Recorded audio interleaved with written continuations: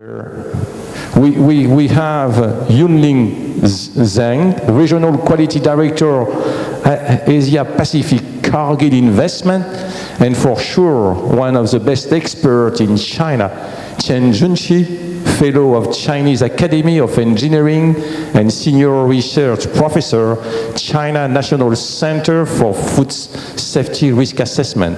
Please, if you can come to the stage. Professor Chen, and my best friend from Cargill. We have been traveling around the world together. Last time we were in in Lansing, Michigan State University, and we went from Lansing to Detroit by cab, and she paid the bill. So, please, everybody has a mic. I guess we need. Do you have one, Professor Chen? You don't have. We need one more mic. Or I can stay here. Or... So this is. So let me pick up my.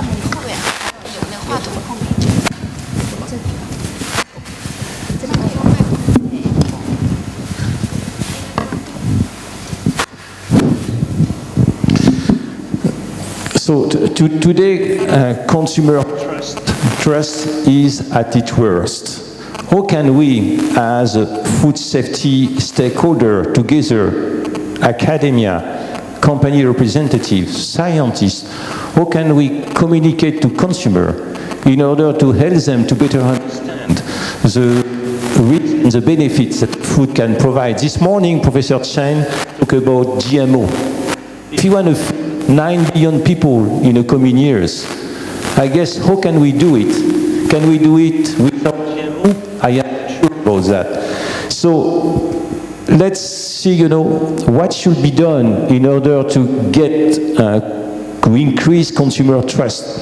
So the first question is about technology, the evolution of technology. There are, nanotechnology, GMO, a lot of new technology that can help provide safe food, affordable food, available food.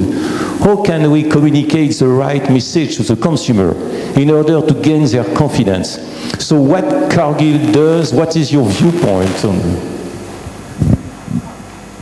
if you can answer, what Cargill is doing, I guess in terms of new technology, you are ahead of many companies. How can you develop, new technology while keeping the consumer informed about the benefits that this new technology can provide to them? It's a tough question, I know that.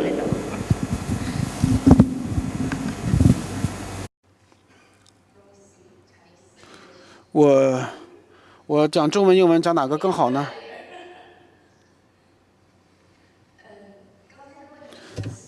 技术，可能在座的同事，在座的朋友们不是非常了解加急。加急呢 You may not know Cargill. Cargill is the ingredient supplier. Most of you, we are the upstream. We are at the upstream of supply chain. So for upper supply chain, we have the technological progress. You know, Cargill is something you're not familiar with. For us, we are closer to the agriculture. And for Cargill, we are in a position for the supervision of those root, the very origin of the ingredient. So we can solve the issue before it is manufactured and processed, the so-called nip in the bud for slaughtering of poultry and also feed.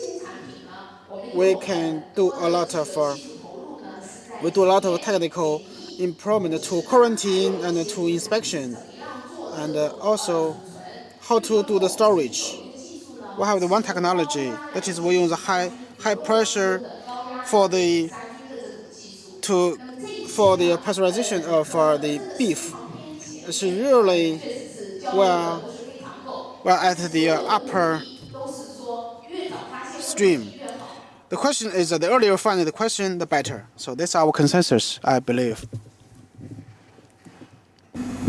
That's really good. That means anticipation is better, and start communicating about the great advantage that a new technology can provide is something that should be done upstream, because the consumer doesn't like to discover something new without getting, the knowledge and learning about what does that means. And that is, the mistake certainly that Monsanto did, many years ago, by doing something without keeping the consumer informed and making them aware about what does that mean. And as I said, what's the benefit and that this new product can address.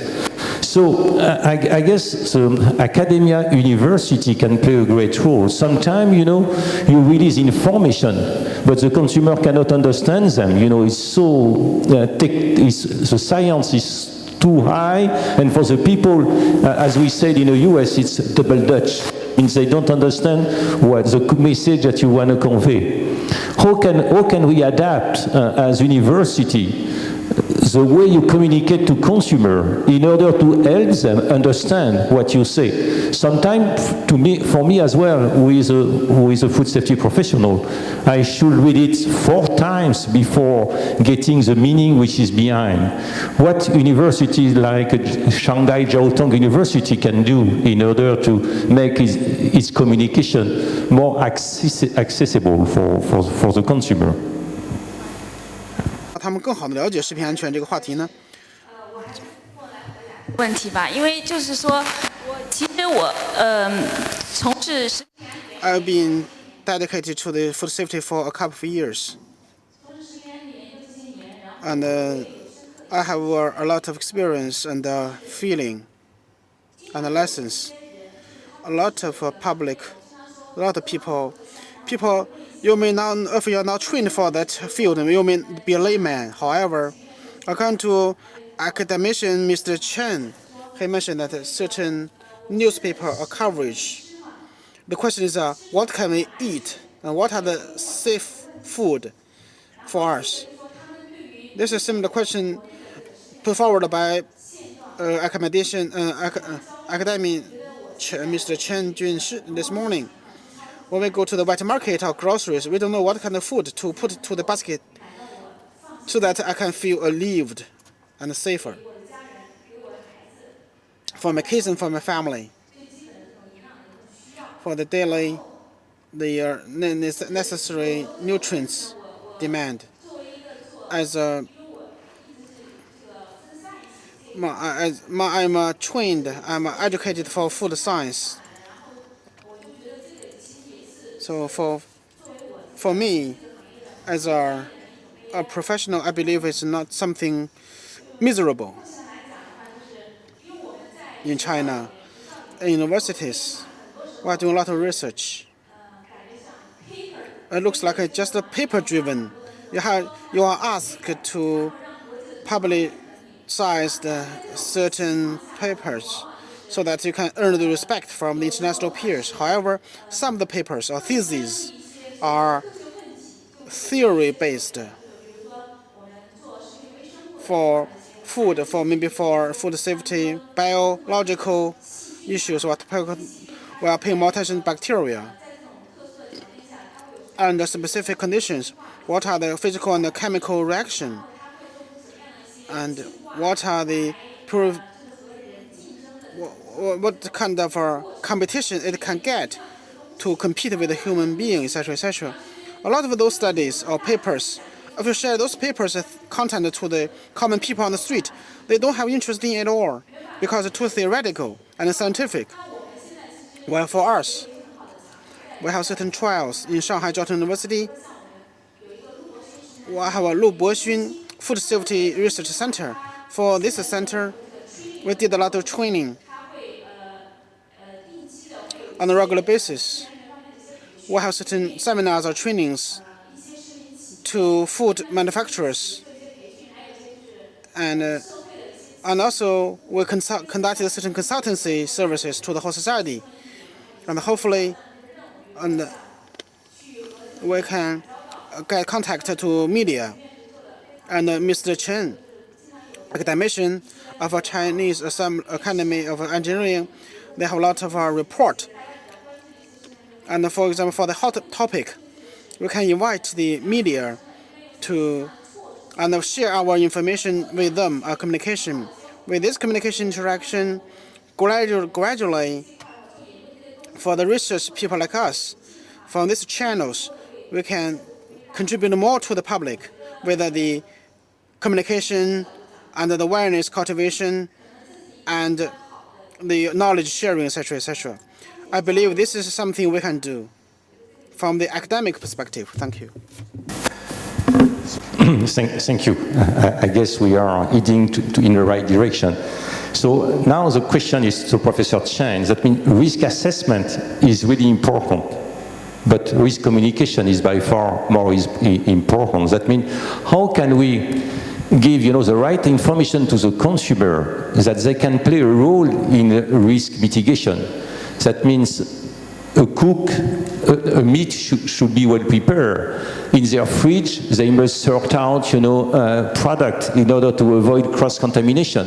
That means risk assessment is important. Zero risk doesn't exist, but risk communication to consumer that can play a role in risk mitigation. How can we do that together?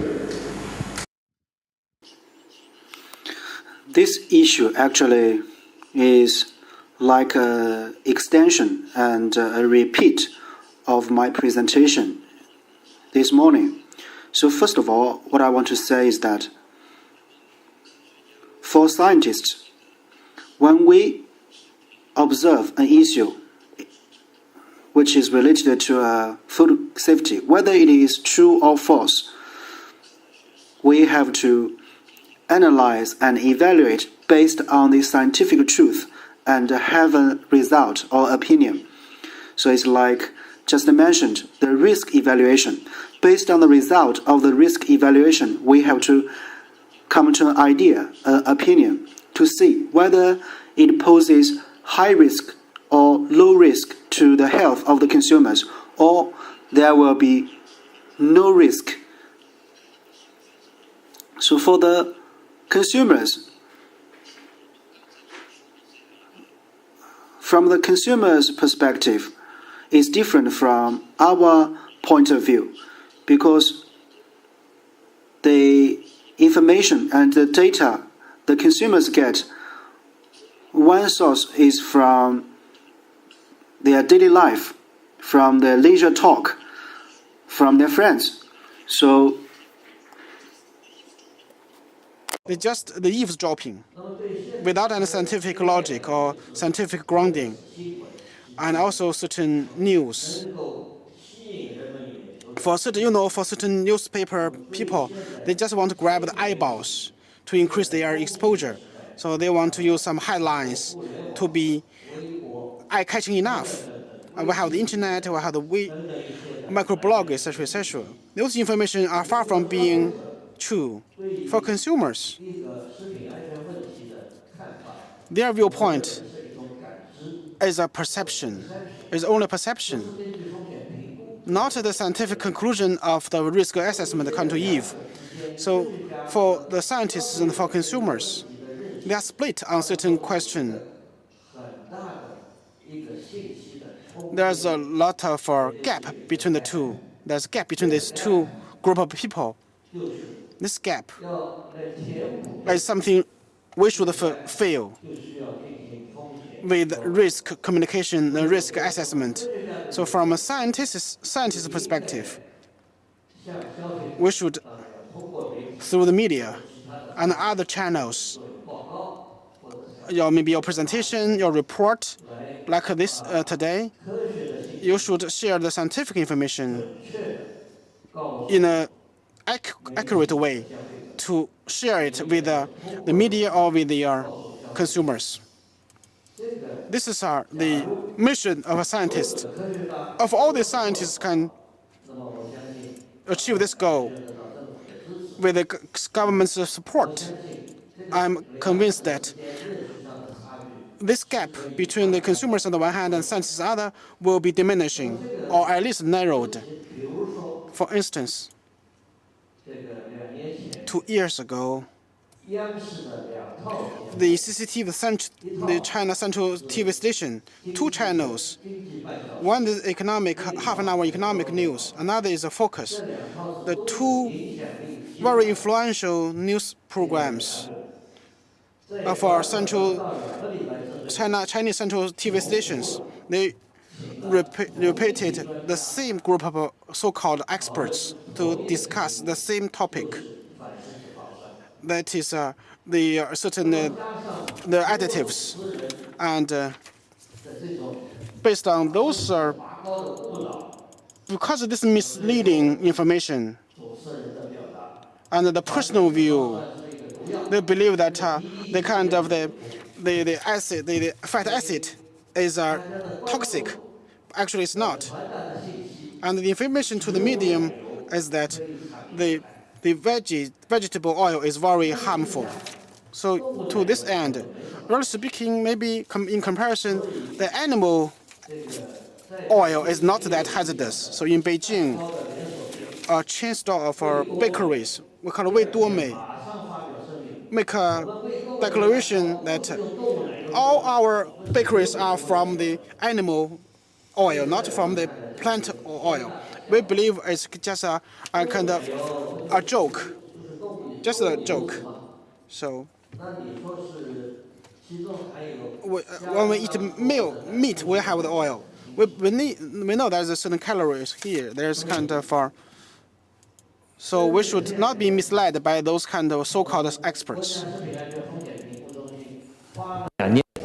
The National Center of Food Safety spent 2 years to do Chinese how much trans fat every day, every per capita. We call the exposure assessment. So we select Beijing and Canton and Guangzhou. Those people exposed to the trans fat, the major cities, for investigation, for survey. I found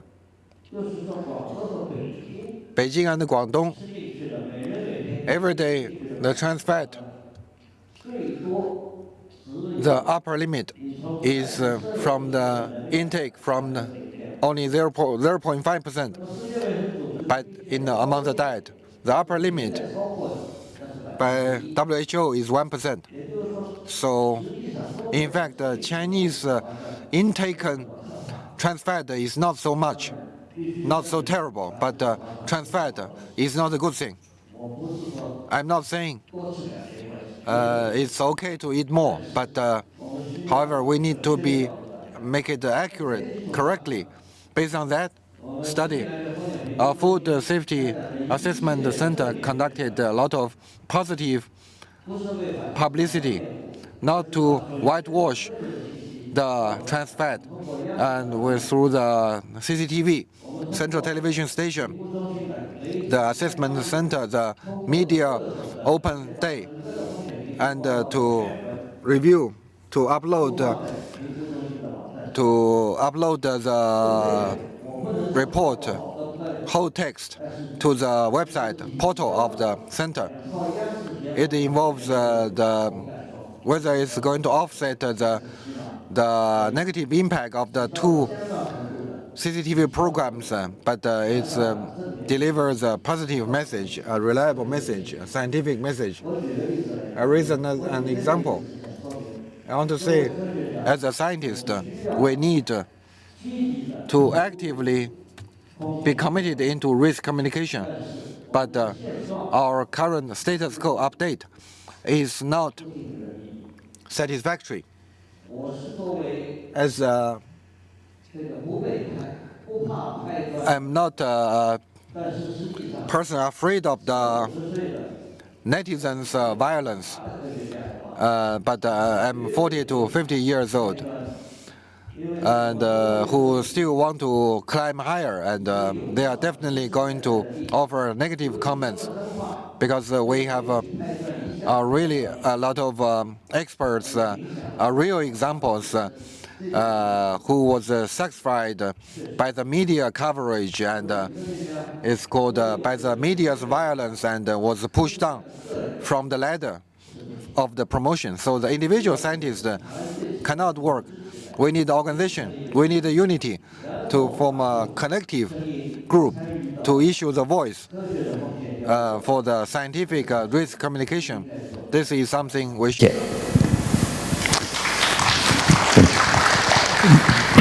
Now it's going to be your turn to ask questions. So it's time to open up question to the floor.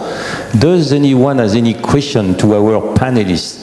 Take advantage of that in order to get what you wanna know, about food risk communication, risk mitigation. There is nobody from the media, I guess. No.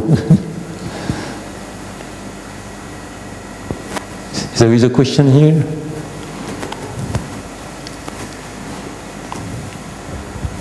Hello.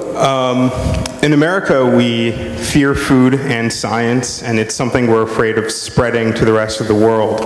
But we've tended to borrow authority figures to help mitigate that fear. So, for instance, the Orthodox Union certifies food, so they borrow the authority of rabbis to say it's okay, or use the USDA and borrow their authority to certify things as organic and okay.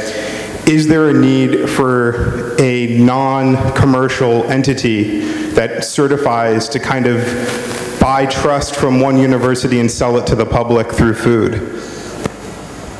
So, who's going to answer the question? You? Your mic is on too.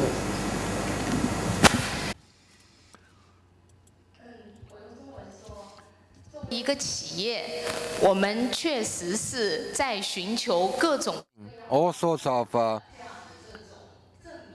certificate or proof or verification. We set up the food safety system. The system is not, I said it's good and it's good. Who's going to view it?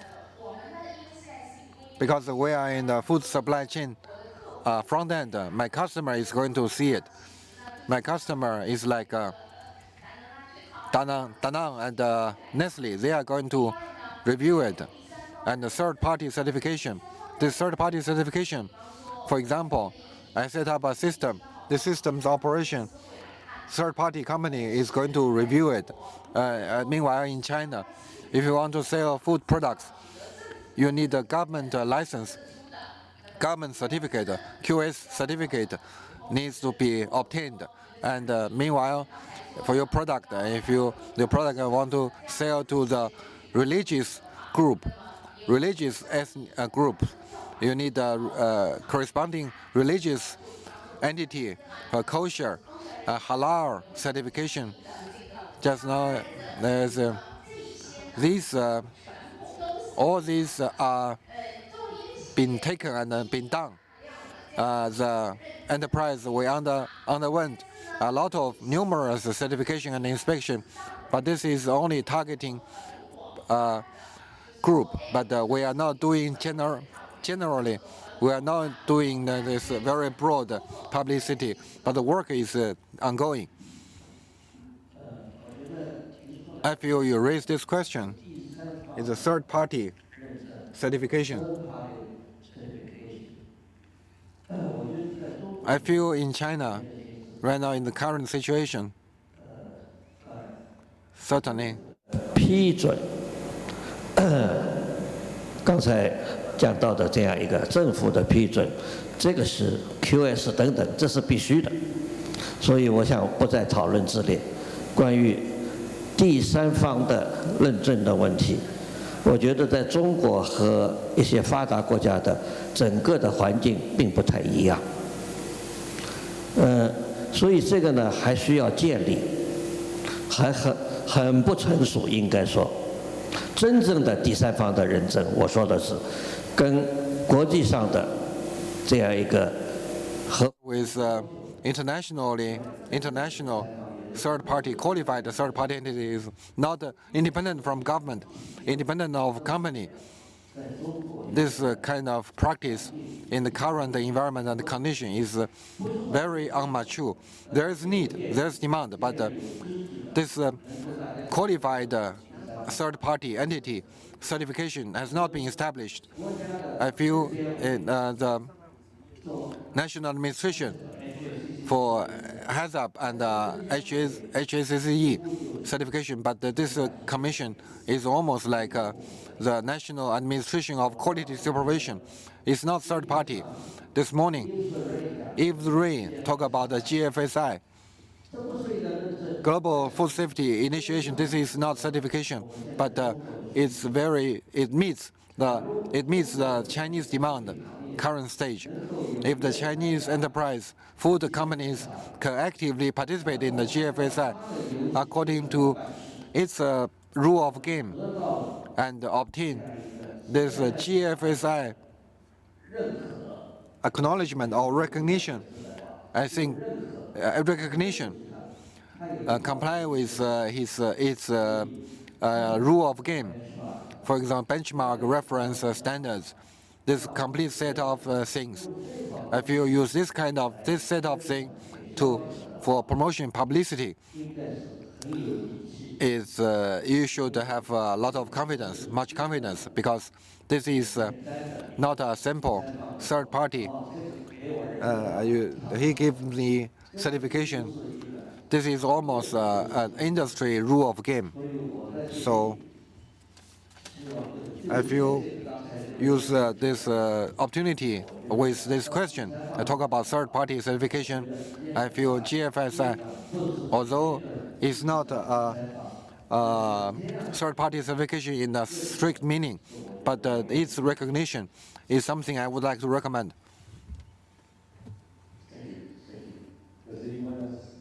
Any question?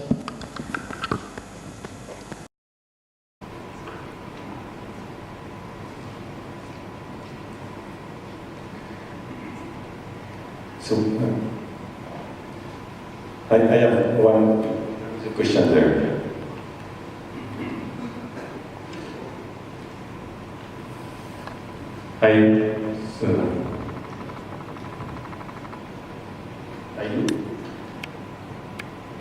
So I'm Frédéric René, I'm the Global Food Safety Officer for Danone. I have just two points as question and food for thought. There are two things journalists love is scientific controversies. So my first question is, how do you think we could harmonize also the risk assessment of the biggest, I would say, authority around the world and also locally? And there's a second thing is that we measure more and more, which is a good thing, but we measure also more and more very low level.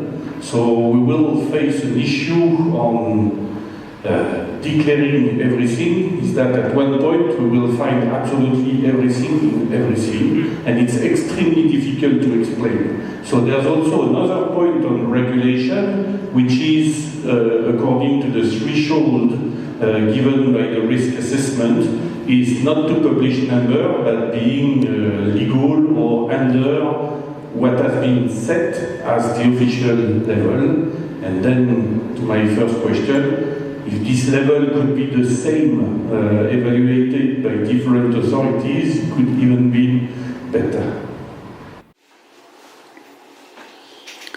For me, I think it's right. We need risk evaluation. And the basis for the evaluation is that for the consumers, they are more concerned about whether the food is safe or not, or whether it is hazardous. But for the hazard, for example, some bacteria in the egg, or some metal like lead in a cup of drinks, there must be lead in a cup of drinks. But for this kind of hazard, it is impossible to eliminate them. From the government's point of view, they will either require to eliminate the hazard.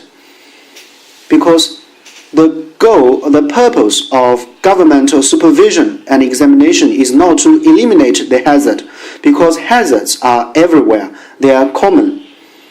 So what we need to do, what we need to supervise is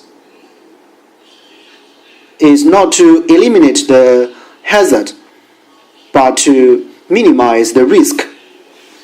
So the other term is risk. For the risk, it means the possibility of the hazard to reach the consumers through the food,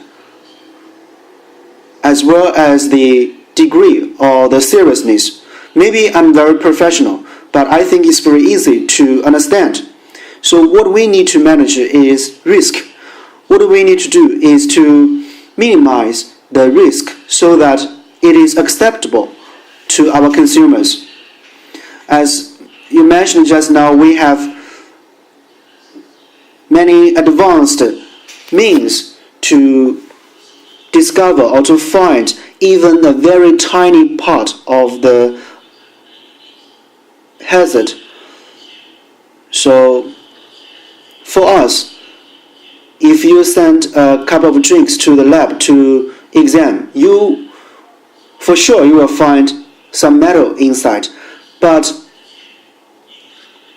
for the lead or the amount of the lead in the drink, whether it will be hazardous or not, whether the risk is acceptable or not, then we need risk evaluation. Just as I mentioned an example, through the risk evaluation, we can see whether the food is safe or not. So for me, through risk evaluation, this scientific method, we can come to a certain result. And then through the power of media to spread this information to the consumers, to tell the consumers that yes, it is true, there is some lead in this drink, but you do not have to worry about that because the risk is acceptable. And for the public or for the general public, so it means that based on the regulations, it is acceptable, it is safe. So even though sometimes it exceeds the required amount of lead, it is not hazardous. We need to further examine to tell you whether it is risky or not. So I think that now the hazard, whether it is a physical or microbiological hazard or chemical hazard, they are very common, they are everywhere.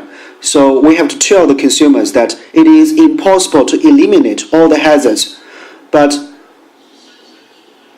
we have to know that for the products produced from the enterprises, we have to make the risk acceptable to all of us. And also, we have to control the risk in a certain level so that it is acceptable for both the manufacturers or for the consumers.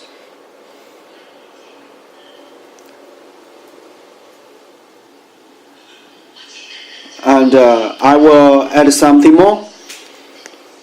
For this kind of activities, what do we do in the enterprises? In the businesses, the most urgent thing is not to do the analysis. For the good products, we cannot say it is good because of the analysis, but it is because of the production. I can give you a very simple example. For example, some fungi virus in some agricultural products. We have to control. It is impossible to eliminate them everywhere. What we can do is to monitor the change in the environment or in the factory, or to monitor what kind of suppliers have a higher risk of this kind of virus. So only through this kind of inspection, we will know the source of this kind of hazard. Then we will do a test. So actually, as he mentioned just now, when we do the test, we are not to eliminate the hazard. We have to rely on the regulations or the standards from the government to decide the degree of the examination. And for the microbacteria, for the national standards of the microbacteria, before the national standards for the microbacteria is very loose, it is very strict.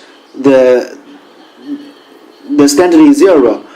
But when we do the risk evaluation, we later found that to a certain range, which is controllable, if we have some amount of microbacteria, is acceptable. For example, for the freezed dumplings, for the staphylococcus, before it is not acceptable to find it, but now later the standard is improved to a small amount of this bacteria, which means that as long as the amount of the bacteria is within the acceptable level, it will be okay. It means it is qualified. So through this kind of standards setting and combined with the risk evaluation, then we can have a result. We can do the calculation. It is not just a simple decision. We make it a certain number or make it a certain amount to use it as a standard. So it is good to have a very advanced examination methods, but we have to set certain standards to deal with this kind of change so that our consumers can get the safe or acceptable products to guarantee the health.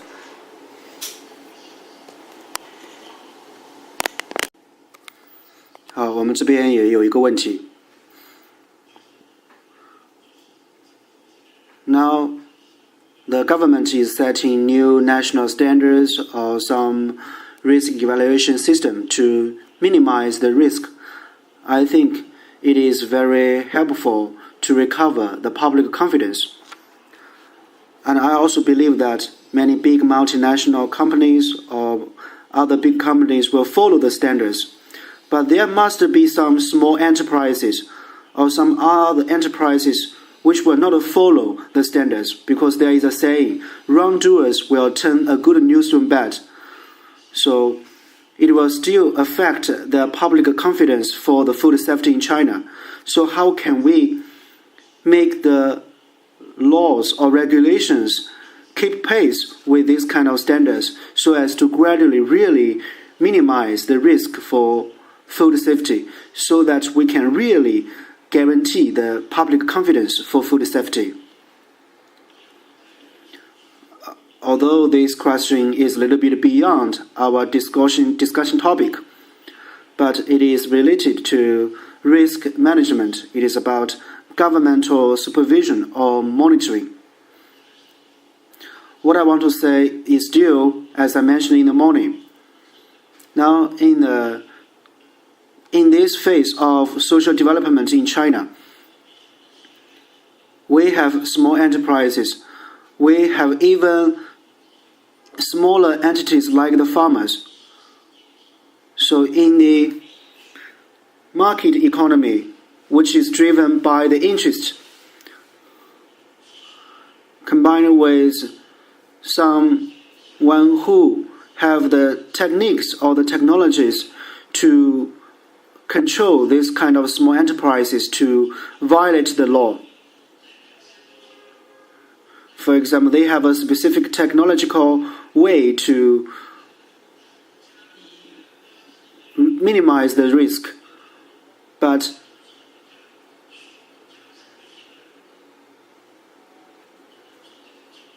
for some of the small enterprises, they have a support which is very technical or very technological, to not follow the standards. So this is some Chinese-specific phenomenon. For example, the fake oils or food oils. Because some oil experts said that it is impossible to transform the waste oil into fresh oil or the fake oil, which looks very fresh. So it is very, very special. It requires a very strong ability of technology and technique. So the Chinese people are very smart. They can do a very good job in this kind of transformation. So I saw some fake oils collected by the police stations. Some of the samples, it is impossible for you to distinguish them from the fake oil to the real river. It is also yellow, very transparent, and very shiny. It is really the same as all the original oils.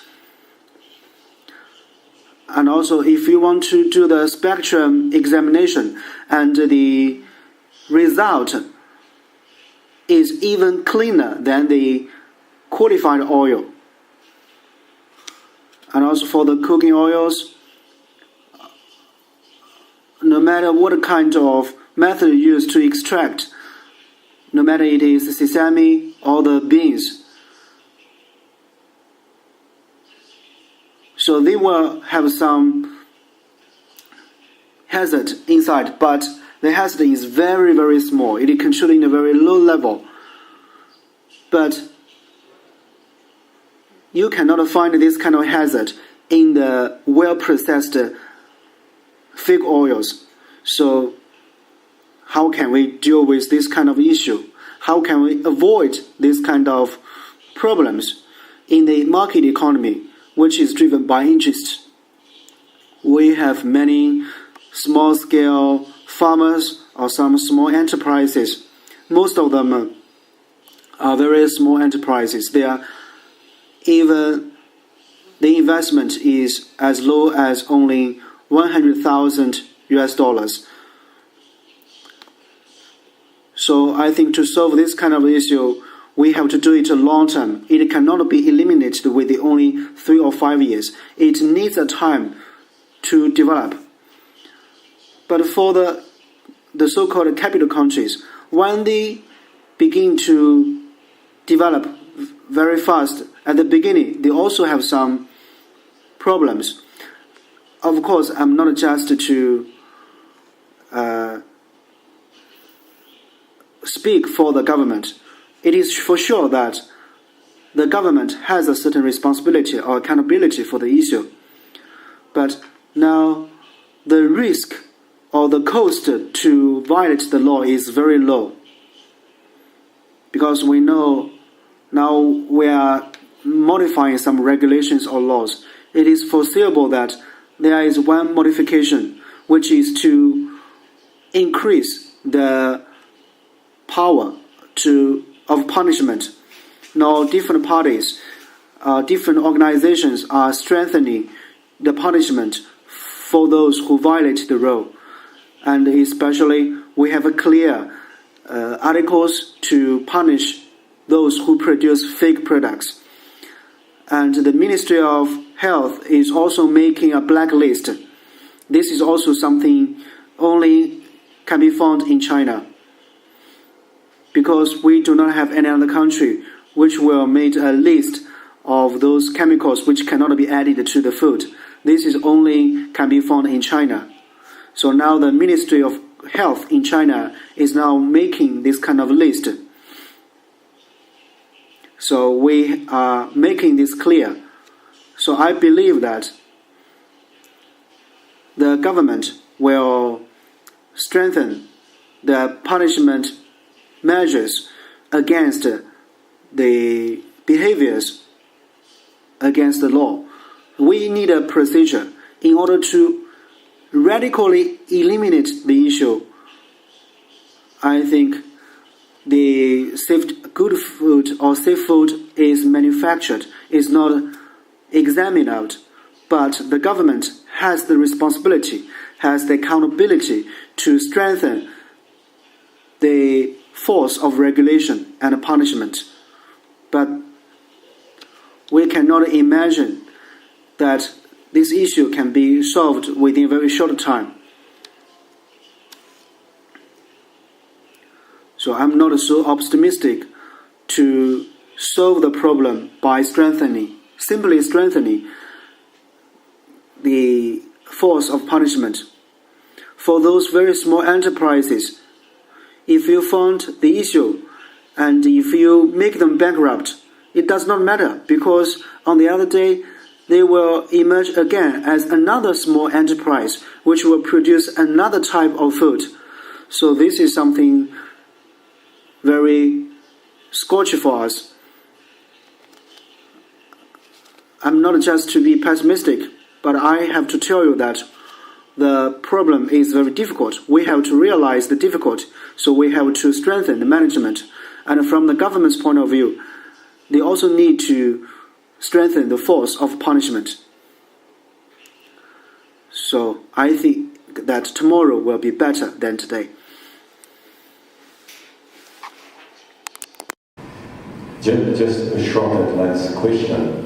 So media can play a negative role, by spreading out negative buzz. Shanghai Jiaotong University is a GFSI partner for capacity building program for food operators.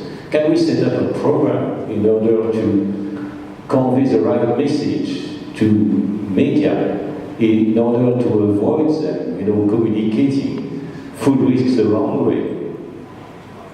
It's just a training program for media, and the Shanghai Jiaotong University with the support from companies and the expertise of Professor Chen. Can we set up a capacity building program dedicated to training and giving and providing the right message to media?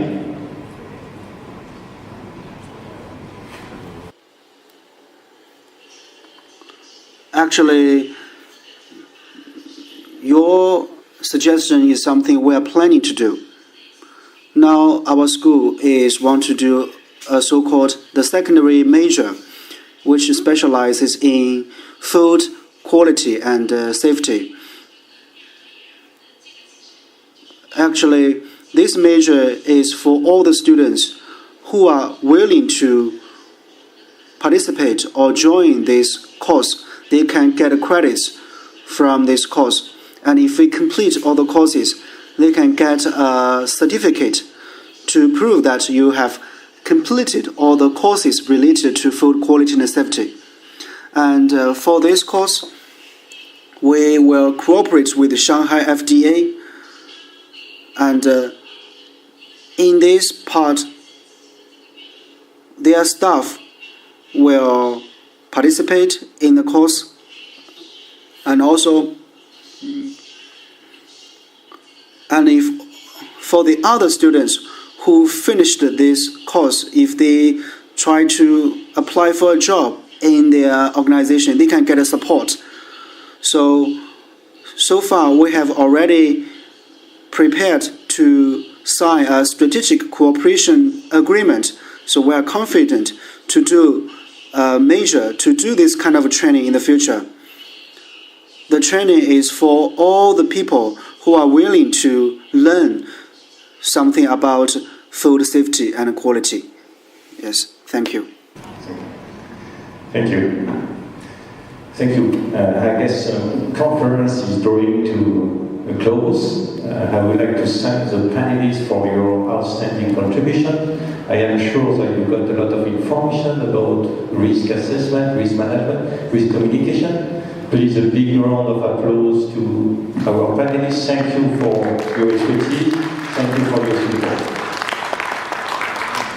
So, it's the end of the conference. This morning I said, there are two compulsory basic biological requirements that trigger pleasure. I said this morning, the first one is food. And I said I forgot the second one. I know it now. The second one is love. So that's why food and love trigger a lot of passion. And I am really pleased to see that so many of you were here today to talk about food innovation, food safety, ground protection systems that can help improve food safety management. So I would like to thank you for your contribution. I would like to thank you for your smart question. And I wish this conference was a fruitful day for all of you. Now there is a gala dinner, I guess, right? And please join us to the dinner, because as I said this morning, when you want to share a good moment with our friend, the best way to do it is around the dinners. So let's get together to have a dinner and share a good and interesting moment together. Thank you for your attention, and have a safe journey back to your country, your home, wherever you want to go. Thank you.